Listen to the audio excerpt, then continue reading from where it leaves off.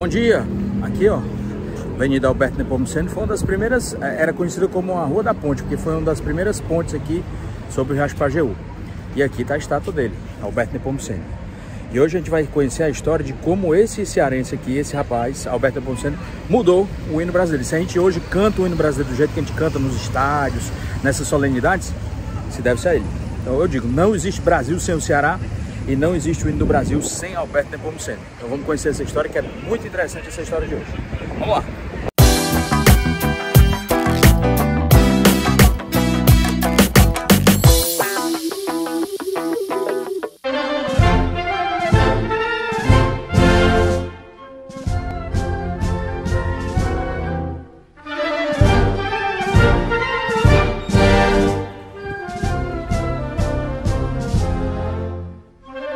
Bom dia! A história dos símbolos nacionais é muito interessante. Eu já falei aqui a história da bandeira do Brasil, do verde e do amarelo, né? O verde que vem da casa de Bragança, Dom Pedro I, e o amarelo, aquele losango amarelo, que vem da casa dos Habsburgo, né? Da dona Leopoldina, que era a esposa, a imperatriz Leopoldina, que foi a esposa de Dom Pedro I, a primeira imperatriz aqui do Brasil. Mas um outro símbolo nacional que está muito em voga esses dias, né? Todo mundo querendo se apropriar das cores da bandeira, do hino e tal. Um outro símbolo em voga é o hino nacional. O hino nacional como a gente canta hoje, canta nos estádios e tal. Até vou colocar até um hino aí que eu cantei lá na Rússia. Aliás, essa tradição de cantar os hinos a capela, a letra do hino a capela nos estádios de futebol, começou aqui em Fortaleza na Copa das Confederações, né, em 2013. E depois foi replicada na Copa do Mundo em 2014. Fortaleza foi uma das principais sedes. A semifinal era para ter sido aqui. Se a semifinal fosse aqui, ia ser diferente. Mas quiseram colocar a semifinal lá no eixo, né, lá em Belo Horizonte, mas a semifinal era para ter sido aqui. E aí eu vou colocar esse hino lá na Rússia, quase que eu me esguelo.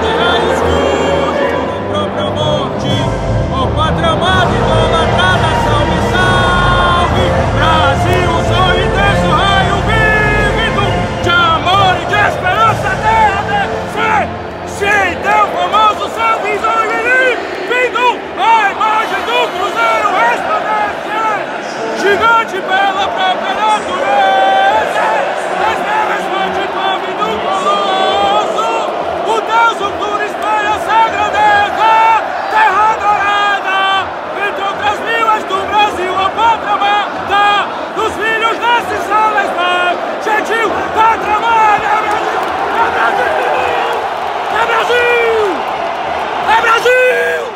Então, essa história do hino nacional é muito interessante. E eu sempre digo, não existe o Brasil sem o Ceará. A própria data de 7 de setembro foi inventada por um cearense, né? Foi criada por um cearense, o Costa Barros, o deputado Costa Barros, mas o hino nacional também teve uma participação fundamental de um cearense que chama Alberto Nepomuceno. E a gente vai conhecer essa história mais detalhada hoje aqui no canal. Então, quando Dom João VI veio para o Brasil em 1808, né, aquelas invasões napoleônicas lá na Península Ibérica, o General Junot, aquelas coisas todas que você já sabe. Então ele veio para cá e em 1811 ele mandou vir de Portugal um dos grandes, talvez o maior maestro, o maior compositor de músicas clássicas português, que era da época que chamava Marcos Portugal, o maestro Marcos Portugal. Marcos Portugal veio para o Brasil em 1811 e compôs o hino a Dom João VI. Esse hino a Dom João VI é considerado o nosso primeiro hino nacional, entre aspas, e por muito tempo ele foi entoado como hino português. Foi inclusive professor de Dom Pedro I. Dom Pedro I era considerado o príncipe orquestra, né? Ele sabia tocar mais de 16 instrumentos e foi um dos professores dele.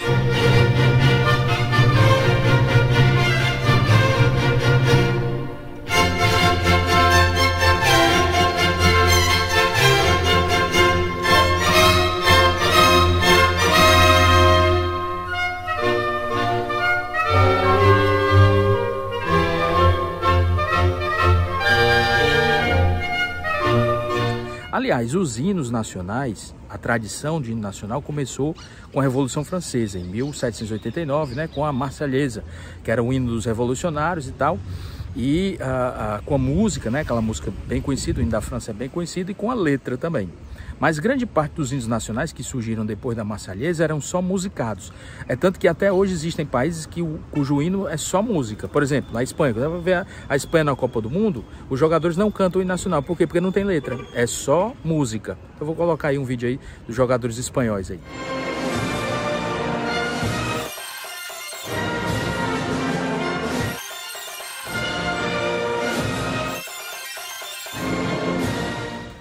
E a Marselhesa também é considerada, né, tem uns versos que são considerados xenófobos e tal. É tanto que tem alguns jogadores da seleção da França, que tem ascendência islâmica, né, das ex-colônias da França, que não cantam até hoje a Marselhesa nos jogos de futebol, porque ela teria essa conotação xenófoba, fala de sangue impuro e tal, essas coisas todas. Então eu vou colocar também o pessoal da França aí cantando ou não cantando o hino nacional deles, né?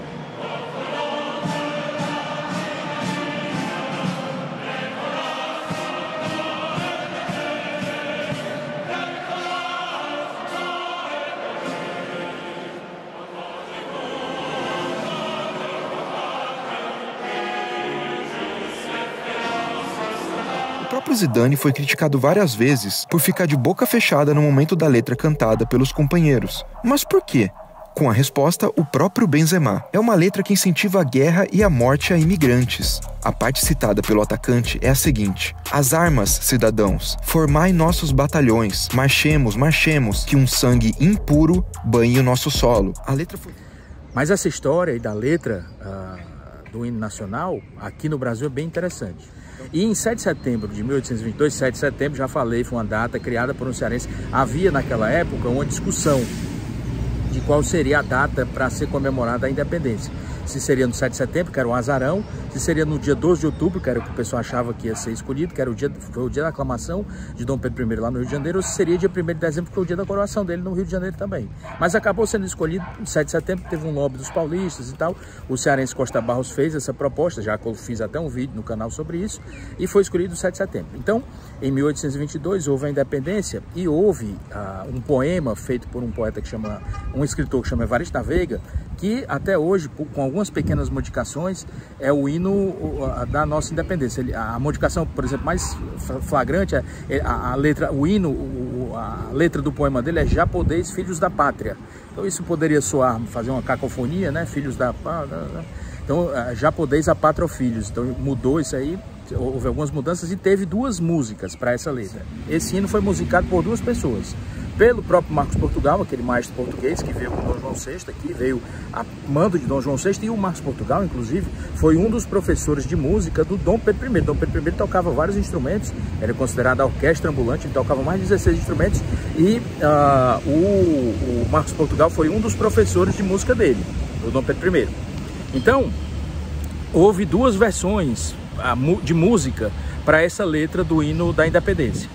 A versão do Marcos Portugal, ninguém sabe qual foi a mais antiga, né? Mas a versão do Marcos Portugal, que foi a primeira que foi tocada publicamente lá no Rio de Janeiro, né? Eu vou colocar aí a versão dele. Já podeis da pátria, filhos, ver contente a mãe gentil. E depois com a música, que é conhecida até hoje, do Dom Pedro I. Dom Pedro I tocava instrumentos, ele, a dona Leopoldina também tocava, e fez essa primeira música para o nosso hino da independência. E esse ficou como sendo o hino nacional, entre aspas, o hino tocado nas solenidades, até 1831. Hoje...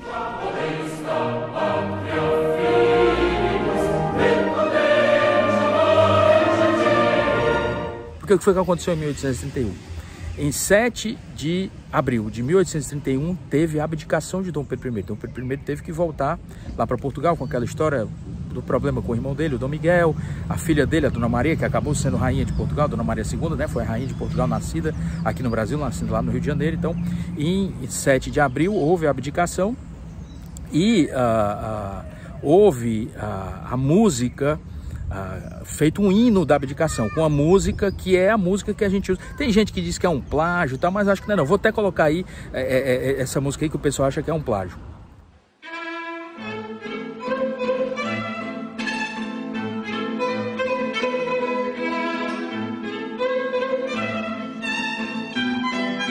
teve a música do Francisco Manuel da Silva, que é aquela que até hoje é a música que a gente considera a música do hino nacional brasileiro. Então era o hino da abdicação em 1831, e esse hino, assim, foi feita uma letra para ele, né, para essa música foi letrada, a letra até de um desembargador, mas era uma letra que tinha alguns versos ofensivos, né, falava do sangue mouro impuro e tal, para os portugueses, sabe, era bem agressiva para os portugueses, então não fez muito sucesso assim não, mas era tocada nas solenidades oficiais do Brasil aqui. Dom Pedro II ainda não tinha sido coroado, ainda não tinha tido aquele episódio da maioridade e tal, o Brasil ainda vivia sob uma regência, né? E Dom Pedro II estava sendo preparado para ser o imperador.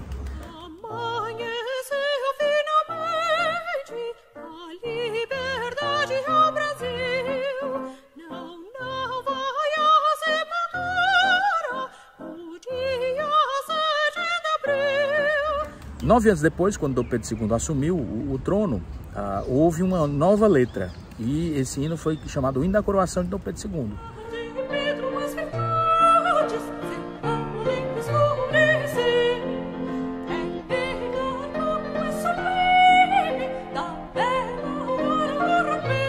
Dessa nova letra teve um refrão, um estribilho, né? Que falava assim, do Amazonas ao Prata, porque até naquela época havia uma corrente de brasileiros que queria, a corrente influente de brasileiros que queria que o Brasil invadisse novamente o Uruguai, para novamente a gente ganhar aquelas terras que foram perdidas em 1826, que é a província Cisplatina, né? Então, que é do Amazonas ao Prata, a Bacia do Prata.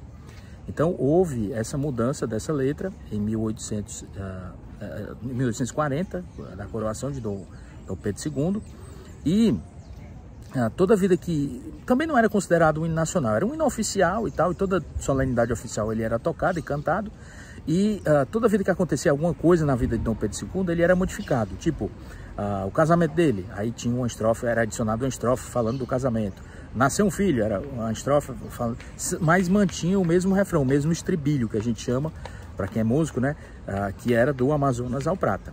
Esse hino do Francisco Manuel da Silva, ele foi composto numa nota, para quem é músico vai entender, que chama si bemol. Si bemol é uma nota bem fácil para tocar, porque a maioria dos instrumentos de sopro, clarinete, por exemplo, eles são afinados em si bemol. Mas é uma nota muito difícil de se cantar. Só é cantado por tenores, por sopranos, né? Então é muito difícil para a população geral cantar esse hino. É uma tonalidade muito ruim. Vou colocar aqui primeiro o hino em si bemol, que foi o hino original, né? A tonalidade original, que é essa aqui, ó. Si bemol é esse aqui, ó. Aí é muito ruim de cantar essa tonalidade.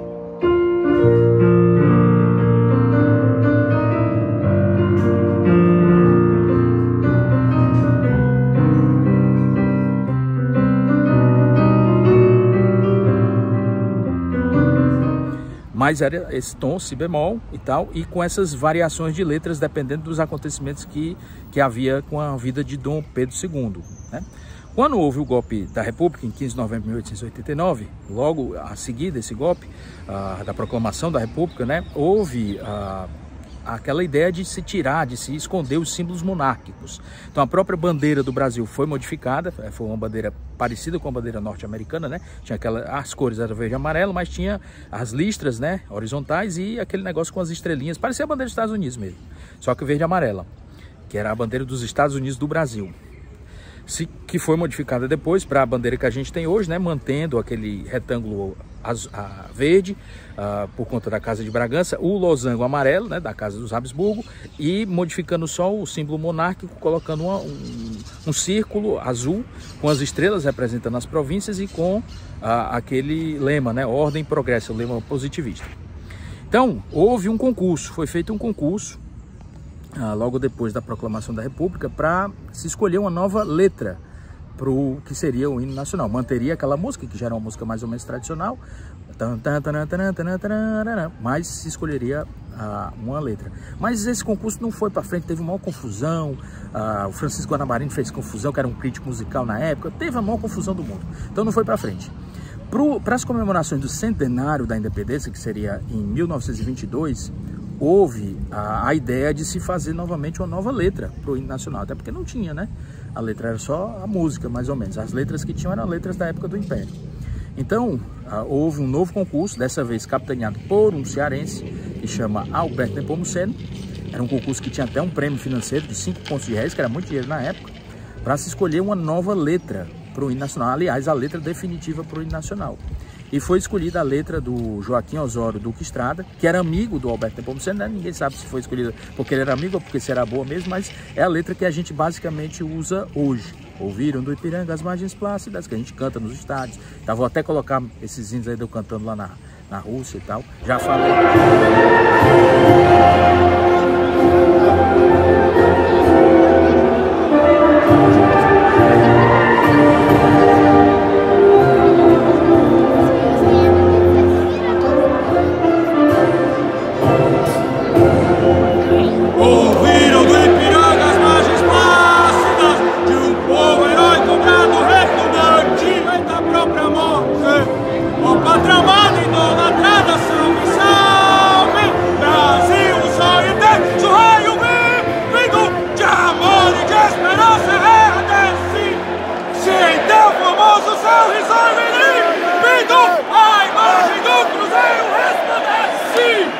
Gigante pela própria natureza, és belo e forte pave do colosso, o teu futuro espelha essa grandeza, terra adorada, entre outras mil reis do Brasil, a pátria amada, dos filhos desse soletrão, gentil, pátria amada,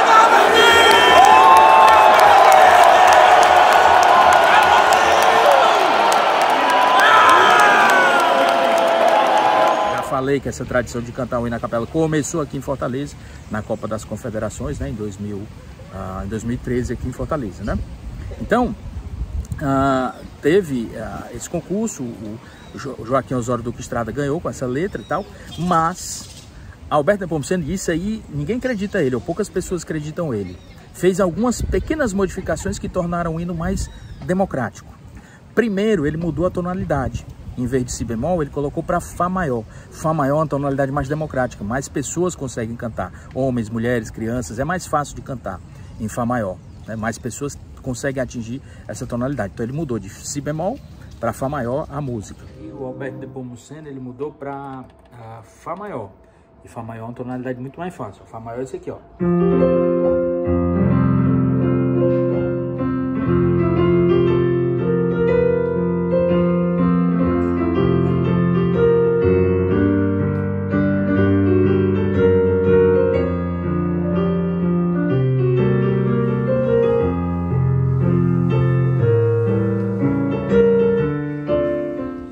E ele fez o estribilho, o refrão do hino, o refrão que é sempre cantado várias vezes, que é sempre repetido.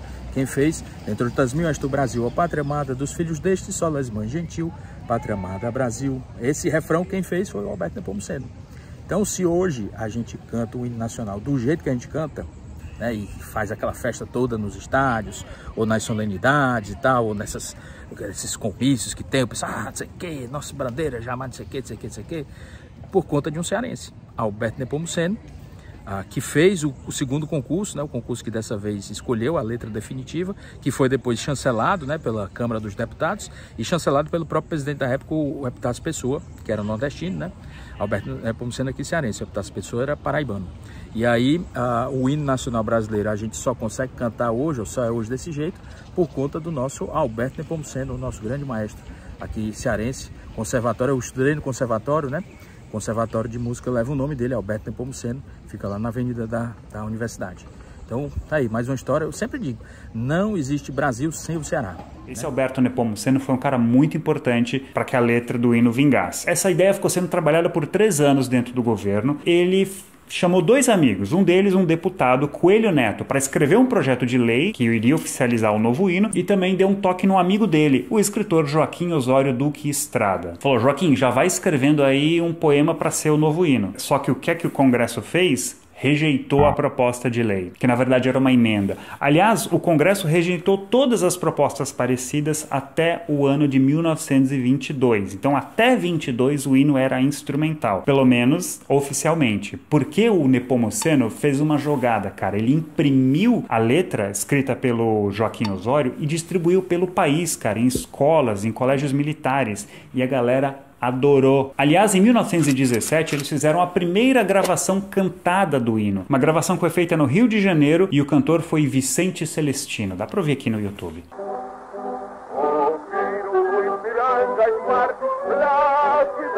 Em 1922, depois dessa insistência de anos para que a letra colasse, o presidente Epitácio Pessoa queria que o hino tivesse uma letra quando fosse entoado nas comemorações do centenário da independência, ou seja, isso foi há 100 anos. O Congresso e o Senado entenderam a necessidade, pressionados pelo presidente, aprovaram a oficialização da letra do Joaquim Osório Duque Estrada. A lei foi sancionada no dia 6 de setembro de 1922, aos 48 do segundo tempo. Vale destacar aqui como que o Alberto Nepomuceno atuou também para que o hino fosse democratizado. Porque, como eu falei lá atrás, né, na tradição do século XIX, apenas os músicos profissionais entoavam. A primeira mudança que ele fez foi a de tonalidade. Então saiu de si bemol para fá. Então as notas ficaram mais graves, tornava mais fácil para a população em geral cantar. E além disso, ele fez algumas mudanças na letra, embora ele não seja acreditado como compositor. É o que conta o professor de história da UDESC, aliás, uma universidade que fica aqui do lado, Rafael Hagmaier. Talvez muitos brasileiros se surpreendessem ao saber que o intervalo vocal "Ó Pátria Amada, idolatrada, salve, salve", que talvez seja a parte mais fácil do hino, quase como um refrão, não era cantada e nem cantável originalmente. E por que razão criou o maestro aquele refrãozinho cantado? Segundo o que ele justificou na época, se antecipando, portanto, às críticas dos tradicionalistas, foi para tornar possível o hino a capela, sem necessidade de acompanhamento musical. Havia, portanto, implicações políticas democratizantes nessa proposta, pois a inserção desse refrão permitiria que o hino fosse cantado sempre que o povo tivesse vontade. Aqui os cearenses, eles foram muito importantes para a história do Brasil e para a história do hino também. Por que não, né? Então, se a gente canta hoje nos estádios, toda vez que você cantar um hino no estádio, cantar a capela, ou escutar alguém cantando o hino brasileiro, lembre-se que o refrão foi do Alberto Nepomuceno e que a nota, o Fá maior, se é Fá maior hoje em dia por conta também do Alberto Nepomuceno. Beleza? Então é isso. Estou hoje com a camisa do Ceará, né? Para homenagear o título das meninas, Ceará campeão brasileiro feminino. Já é o terceiro título nacional do Ceará, né? Foi campeão brasileiro aspirantes, campeão da Taça Brasil de futsal e agora campeão brasileiro feminino de futsal, né? O pessoal, meus amigos torcedores do Fortaleza viviam dizendo, né? Ah, o canal é como se refere ao time do Ceará aqui. O canal não tem nacional, agora tem 3, né? E o Fortaleza tem o nacional da Série B, né? Em 2018. Então, esse futebol cearense cada vez mais, é o que eu estou dizendo, os cearenses, se não segurarem os cearenses vão dominar o mundo, né? Então é isso. Eu espero que vocês tenham gostado desse episódio, dessa breve história do hino nacional brasileiro, a participação importantíssima do Alberto Nepomuceno nesse hino. E aproveite a sua cidade. Até o vídeo que vem, dá o like no canal, né? Divulga também para os amigos esse vídeo sobre a breve história do nosso hino nacional. Vamos lá!